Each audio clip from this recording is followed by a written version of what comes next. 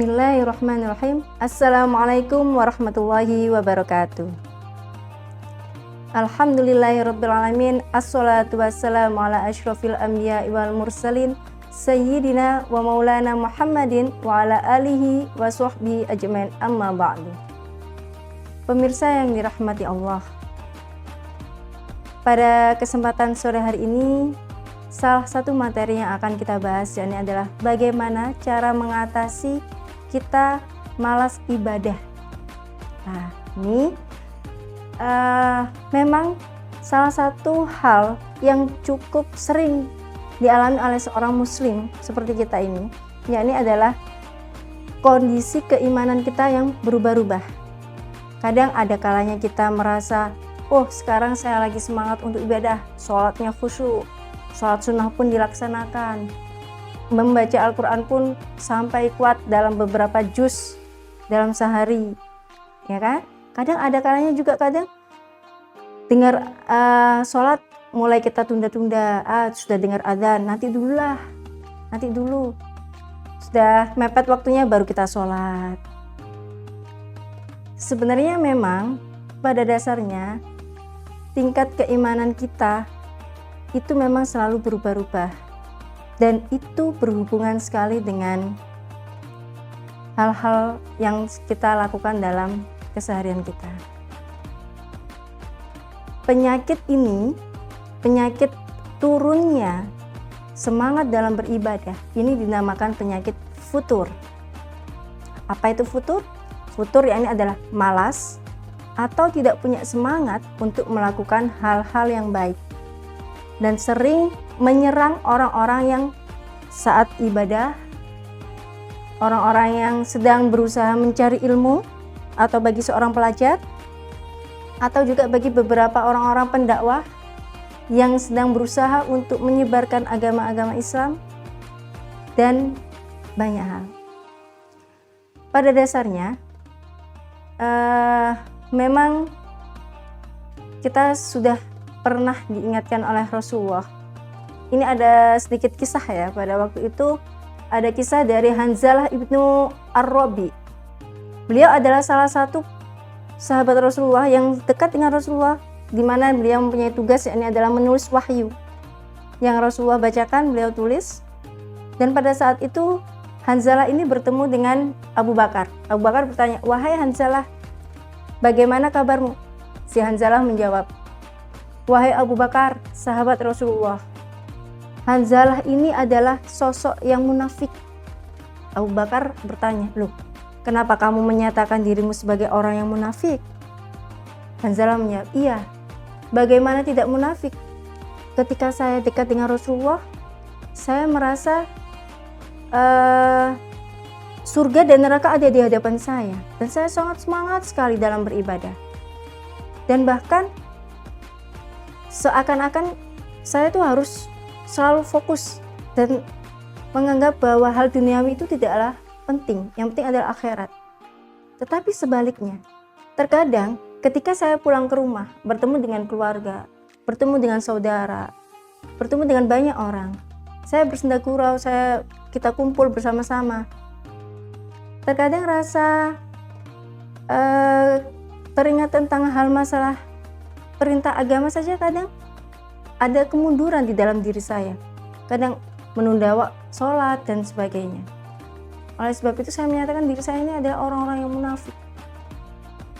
Dan akhirnya Abu Bakar pun ketika Rasulullah dan Abu Bakar bertemu, Abu Bakar pun bertanya kepada Rasulullah, "Wahai Rasulullah, ada satu hal yang ingin saya tanyakan. Ketika saya bercengkrama dengan Hanzalah ibnu Ar-Rabi, kita berdua sama-sama bingung. Kenapa ya? Ketika kami berdua bertemu denganmu atau dekat denganmu, kami menganggap seolah-olah surga dan neraka ada di hadapan kita, dan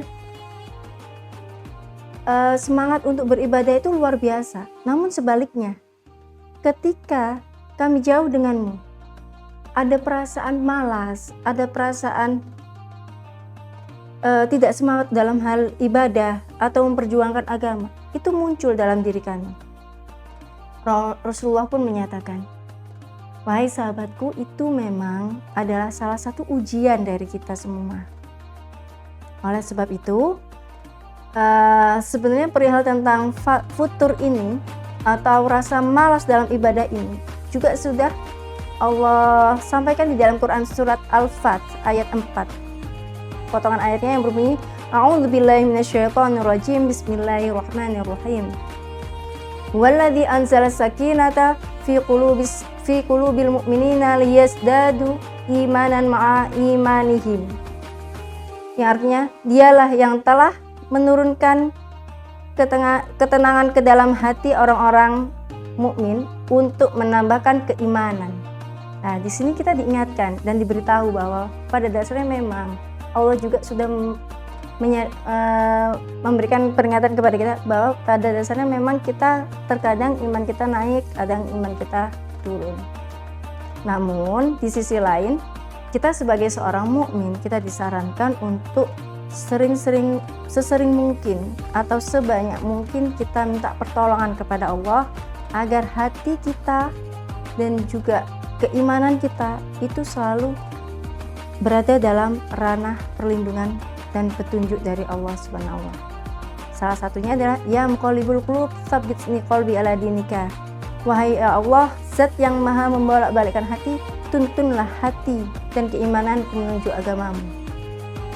Pemirsa yang dirahmati Allah, ada beberapa cara untuk mengatasi ketika kita lagi malas ibadah.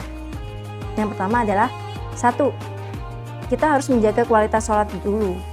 Yang adalah jangan sampai kita putus atau dengan sengaja lalai meninggalkan sholat fardu. Karena seperti yang kita ketahui, salah satu fadilah atau keutamaan dari sholat fardu adalah mencegah diri kita terhindar dari hal-hal dosa besar. Adapun yang kedua, yakni adalah pandai dalam membagi waktu.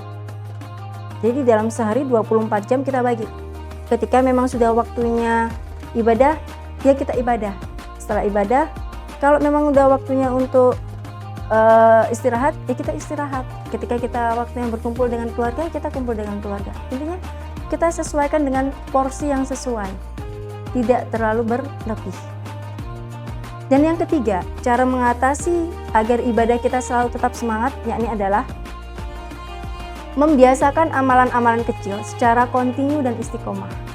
Ya, ini Rasulullah itu sering mengajarkan kepada kita, berawalah dengan sunnah-sunnah yang mudah bagi kita. Jadi misal sebelum kita membiasakan diri kita untuk puasa Daud, Rasulullah juga mengajarkan untuk puasa sunnah Senin dan Kamis. Jadi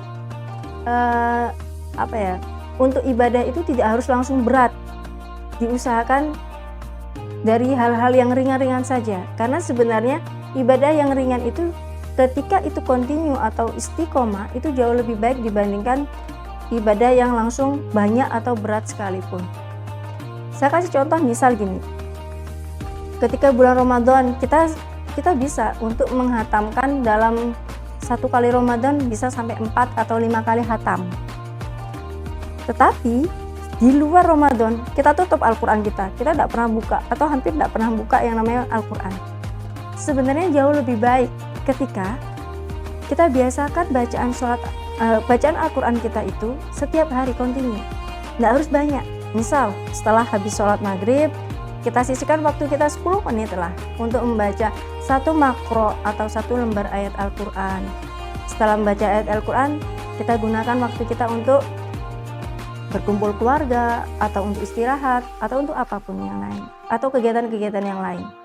Tetapi mungkin ketika di bulan Ramadan kita tambah kualitas jumlah bacaan yang kita baca. Mungkin itu jauh lebih baik dibandingkan waktu Ramadan saja kita kejar target untuk hatam berkali-kali, tapi di bulan Ramadan kita tidak baca Al-Quran. Na'udzubillah min dzalik. Oke, pemirsa yang dirahmati Allah, adapun yang selanjutnya yakni adalah cara untuk mengatasi ketika kita lagi malas ibadah. Yakni adalah mengetahui keutamaan dari amalan apa yang akan kita lakukan.